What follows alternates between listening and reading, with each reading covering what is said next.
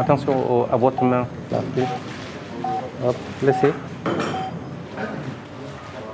Doucement, doucement. Non, non, non. Prenez en bas. Doucement, juste suivez-moi.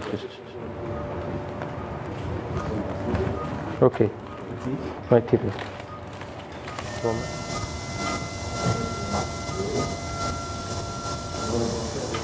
Ce patient a 9 ans et il pèse 22 kilos. Il est né avec une pathologie qu'on appelle CIV, communication interventriculaire.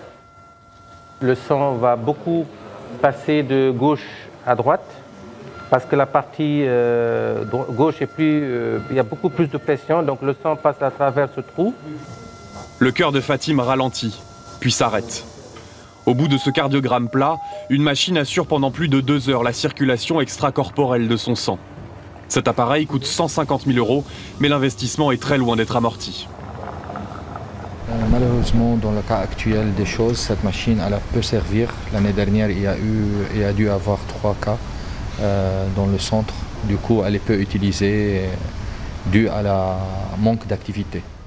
3 opérations à cœur ouvert en 2016, alors que 5000 nouveaux cas de malformation cardiaque se déclarent chaque année dans le pays.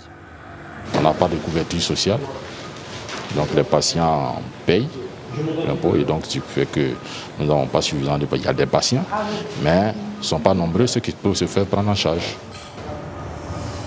L'hôpital compte pourtant, avec Antonin Swaga, une dizaine de chirurgiens aguerris capables de sauver des vies. Mais leur activité dépend de missions bénévoles venant de l'étranger, comme celle du professeur Mohamed Ly. Et ici, les risques sont particuliers. C'est bien beau de faire une belle intervention, qu'à la fin, il y a une infection qui se greffe et l'enfant peut en mourir.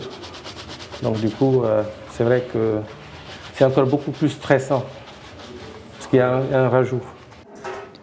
Derrière, les jeunes patients sont placés sur liste d'attente.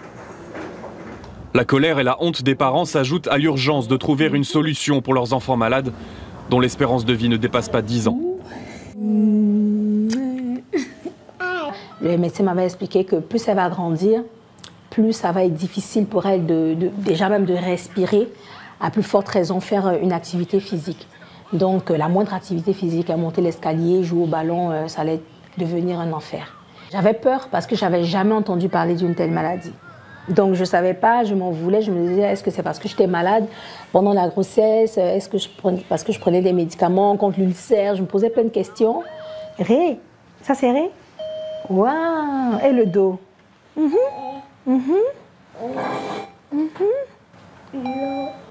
À Abidjan, on est supposé avoir l'Institut cardiologique pour l'Afrique de l'Ouest, donc le plus développé. Donc ça me choquait vraiment d'entendre que mon enfant ne pouvait pas se faire sauver. En fait, on ne peut pas sauver sa vie ici si je n'avais pas beaucoup d'argent. Parce que c'est quand même 30 à 36 000 €, c'est 27 millions de francs CFA, c'est énorme comme somme. C'est l'achat d'une maison. Avec la bénédiction des autorités, Mohamed Ly posera bientôt la première pierre d'un hôpital de référence pour toute l'Afrique de l'Ouest. Les coûts seront réduits grâce à des conventions signées avec d'autres centres africains et français. Je ne suis pas seul. Je suis avec une équipe dont la plupart vont s'expatrier. On est 12 déjà qui sont prêts à investir dès la remise des clés, à investir les lieux pour travailler. En Côte d'Ivoire, les soins de santé étaient quasi gratuits il y a quelques années. Puis les crises politiques en ont décidé autrement. Ces difficultés ont fait en sorte que ces préoccupations que nous avions soient reléguées au second rang. C'est du gâchis parce que l'Institut de cardiologie est capable de produire plus qu'il ne le fait aujourd'hui. Nous arrivons à faire des opérations routinières. Mais ce n'est pas cela qui fait l'excellence ou la qualité d'un centre de chirurgie cardiaque.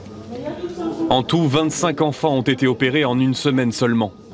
De quoi garder l'espoir d'enrayer un jour la première cause de mortalité infantile en Afrique.